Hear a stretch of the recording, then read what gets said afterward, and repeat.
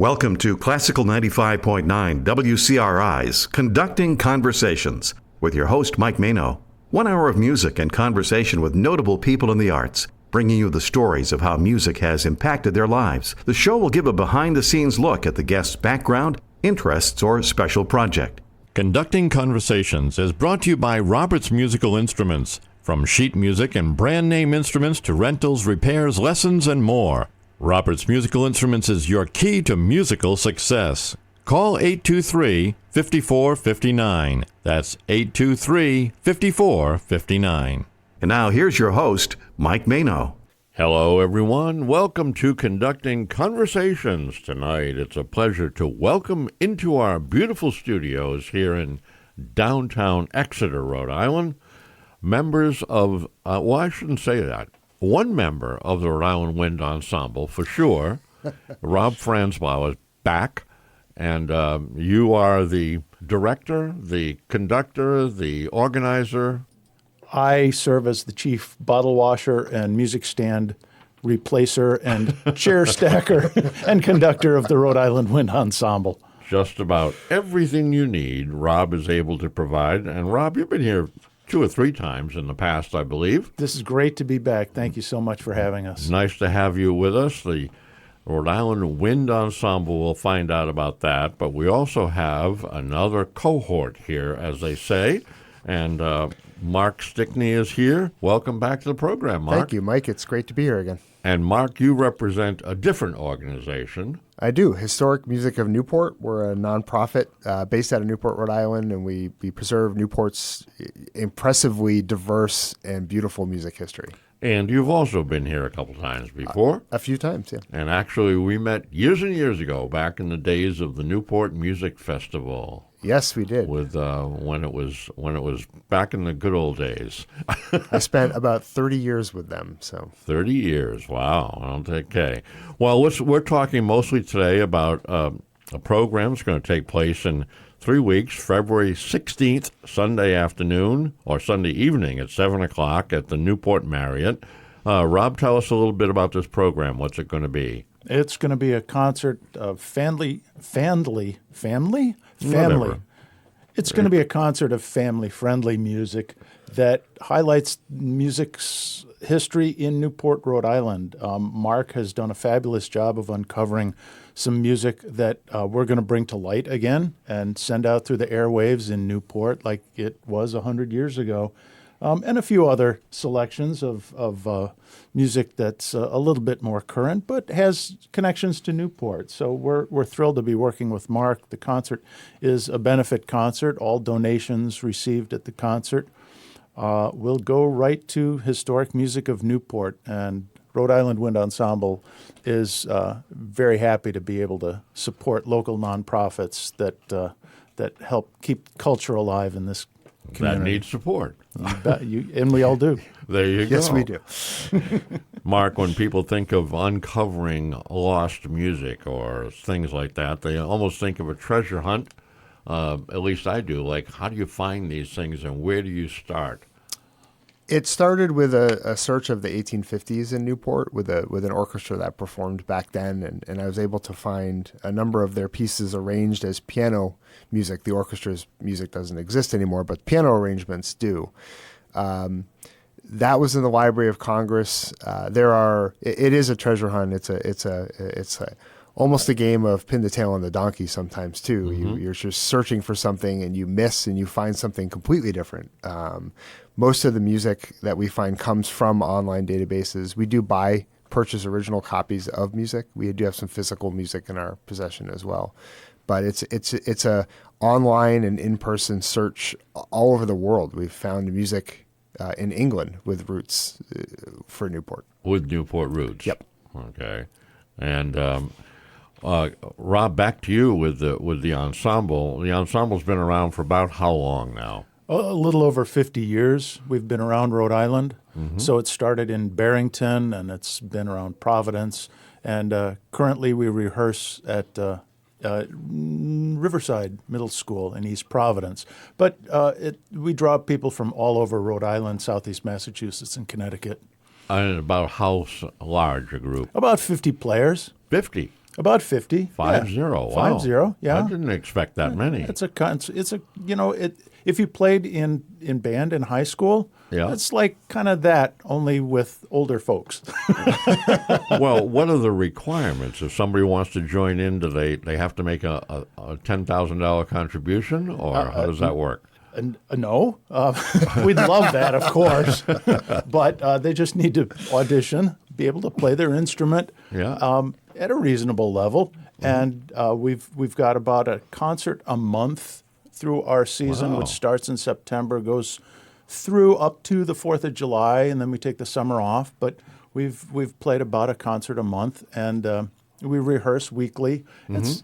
It's a great bunch of people. We just love getting together, and I'm always amazed that they let me stand up there and tell them how to play music. Rightly so. I mean, you have a very significant background in music. It's not like they just found you on the street. Yeah, they kind of did. Now, when you say play and rehearse, you change your repertoire often? The repertoire does change often, about every concert, although we repeat a few pieces here and there that will fit the program that's coming up.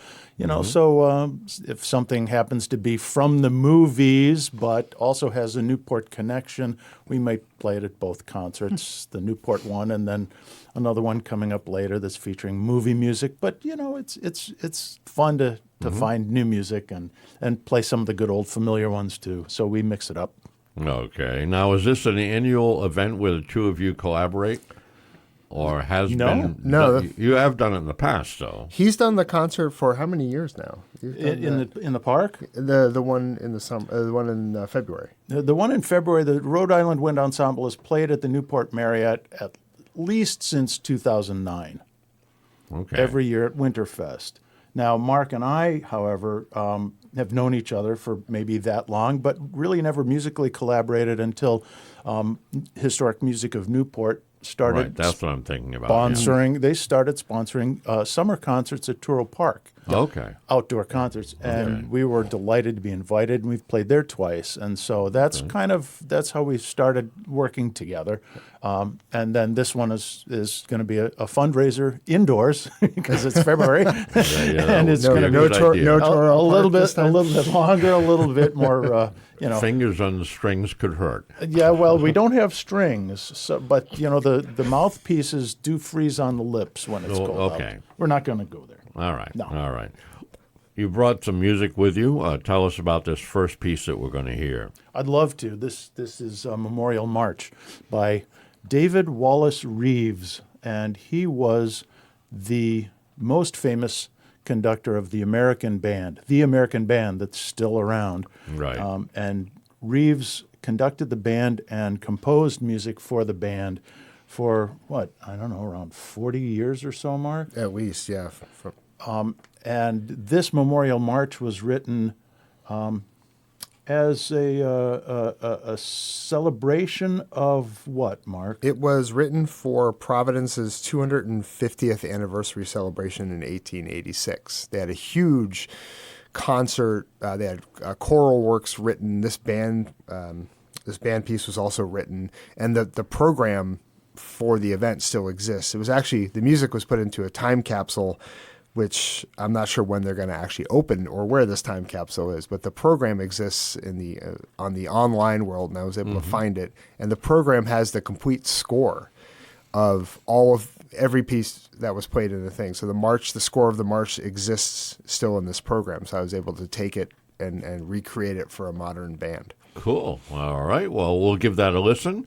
Then we'll take a short break, and we'll be back with more of Newport's greatest hits.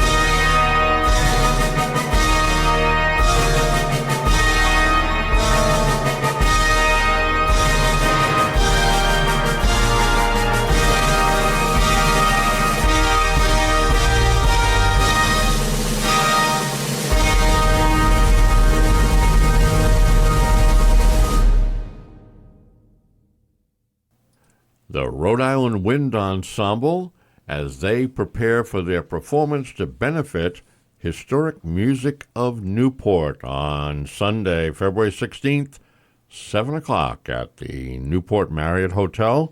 I'm Mike Mano. Rob and Mark are here with me, and we're talking about the event coming up and where the music comes from. And we got a little bit of background on the Rhode Island Wind Ensemble. Rob, I see that you're not going to be alone in this concert. According to the flyer, there's a group from the island. From the island, well, not quite the island Sound, the Block Island Sound Brass Quintet. Oh, they're not from the island. No, because they get more be. gigs on the mainland. Many of them have URI connections in the music department there. It's the Block Island Sound Brass Quintet. Okay. And how many of them in the brass quintet? Well, a quintet often has 5 people in it. Yeah, you got that. People would always ask me, how many in your quartet? Yeah. 6. And what was your answer? Yeah, it was usually, depend on the day. Well, I'm pretty sure they'll have 5 players there. Okay. And they're phenomenal. They're just phenomenal players, all of them. And so we collaborated with them last spring at a concert in Woonsocket on an arrangement of Leonard Bernstein's Mass, believe it or not, arranged for concert band and brass quintet. Yeah, but it works beautifully, and they had such a good time. We had such a good time. We decided to come together again this year, and the music that we decided on really has no Newport connection at all. Okay, so we'll just put that out there. That's not making Mark happy at all. Mark is going to love this piece. Okay. It's a piece I've conducted and performed, and it's an incredible piece of music. So you do things other than just Newport, Mark? Yes. Sometimes. we have a piece of music called Shadowcatcher. It originally is in 4 movements. It's written by a gentleman by the name of Eric Ewazen. Eric's a New Yorker who has just a beautiful heart and soul, and this comes through in his music. These 4 movements, we're just going to be doing 2 of them, and I think we have 1 of them that we're going to play for your listeners. Shadowcatcher was inspired by photographs of American Indians, Native Americans, that were taken right around the turn of the century, actually in the middle 1800s, right after the Civil War, when those cultures were starting to change and be wiped out. Right. And these photographs are amazing, and as soon as we take a break, I'll be able to look up the photographer. Okay. Well, let's listen to the song, and then we'll find the photographer. And so these pieces are based on this photography. Eric Ewazen's music is just lovely.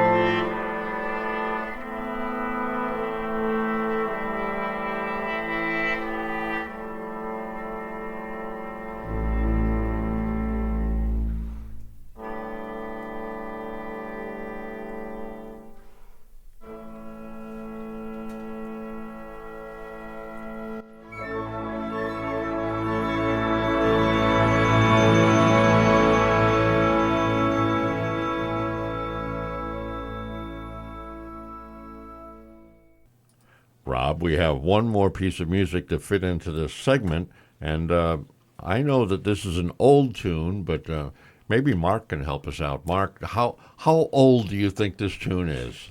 I would say 1600s, maybe. I don't really know. I think he's probably in the ballpark there.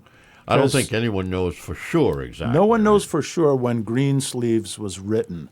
We probably have an idea that it was written before the date of 1500 because a surviving copy of it was published in At that time, around yeah. that time. But it's a much older tune than that. In fact, that places it as the second oldest secular tune in Western music history. Of course, sacred music was written down. Secular music was often not written. Right.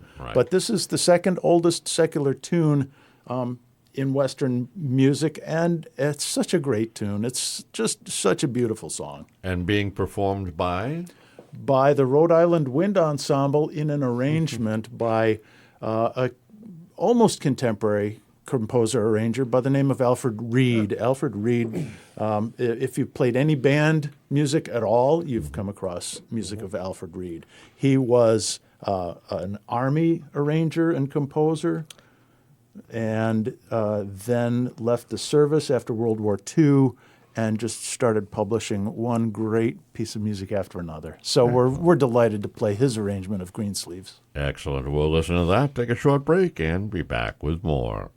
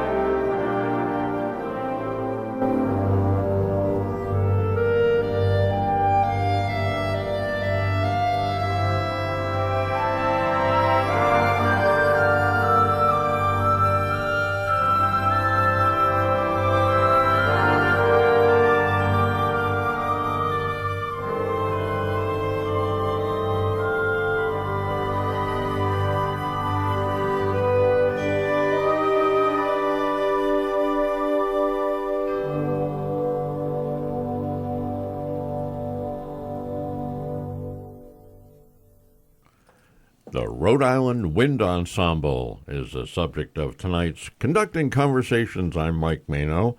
Rob Francois is here and Mark Stickney, and we're talking about a program that's going to be held in just about 3 weeks. And Mark, just bring us up to date, time and place, and how can people get more information about it? The concert is Sunday, February 16th at 7 p.m. at the Newport Marriott Hotel on America's Cup Avenue. If you go to the Rhode Island Wind Ensemble's website, riwe.org, or our website, historicmusicofnewport.org, we both have events on our websites. It's free. It's free. It's free, and all donations will go to help benefit my organization in their search to preserve Newport's musical history. And is there limited seating? I mean, should people try? Is there any way to reserve ahead of time, or they just get there and fight the crowd? Just get there and fight the crowd. If there's a crowd, we're going to love it. But there'll be seats. There'll be a crowd. It's a huge atrium. We have people listening from their balconies in their private cool. rooms. I mean, it's kind of like La Scala, where you look around and you see all the balconies. It's a gorgeous place to listen to music. It's a great spot. I've had fun singing in that and spot. we got to say a huge thank you to the managers of the Newport Marriott Hotel for hosting this concert every single year that we've been there and supporting the Rhode Island Wind Ensemble. So thank you to the Marriott. All right. We'd also like to say thank you to the sponsor of this concert, too, the Bettina Baruch Foundation of New York City. They're making it financially possible for us to pay the bills that we have to make this concert happen. So well, that's an important thing. Absolutely. All right. Now, I understand that, Mark, in your digging, you found other music that we're not going to hear tonight, but I'd like to mention. Well, the one piece, Innovation Tango, was based on Mrs. Fish. If you're a Gilded Age TV show aficionado, Mrs. Fish is one of the actual real characters in that TV show, and she came up with a tango. She was a very proper woman, came up with a tango where you don't touch your partner, where you just dance close to each other but never actually touch. And she had this music created. Now, obviously, this sort of tango never took off, but the music was saved, and Rob made what's going to be a great arrangement of it for a band. Mark found the music, and he had on his website the published sheet music along with an electronically produced version for piano, in the version it was published in. But I thought it was just perfect for a band. Cool. Because at that time you would have had your little orchestra probably playing that while the dance team demonstrated this soiree. touchless tango. Something in the Fort Wayne, Indiana newspaper actually made in the celebrity pages, in the gossip pages. It had a little tiny story about this premiere of this tango in Newport, all the way in Fort Wayne, and I think the with photos or with drawings of illustrations. And I think that the upshot that they ended the article was the guests were not highly entertained. it kind of felt the dance, you don't touch your partner in a tango, what's the point, right? Yeah. But the music is great. So I took the music and created an arrangement for a band that should work. And that's fun. Mark also helped me find, or else maybe he found and showed to me, a publication of the very first music ever composed and published by an indigenous American native, a Narragansett Indian by the name of Thomas Cummock, wrote hymns, and these are hymns in the 4-part shape note tradition, and they were very popular in their day, and one of them is called Old Indian Hymn. And I took this old Indian hymn and created an arrangement from another person's arrangement. So it's kind of a long story, but it works beautifully, and it's music that was written 1845, published in 1845. by this gentleman by the name of Thomas Cummock, a Narragansett Indian who converted to Christianity. All part of what they will maybe hear on that evening. We'll try and provide, a little new and a little familiar. All right. Well, we have to wrap this up, and I know we have a beautiful piece of music to go out with.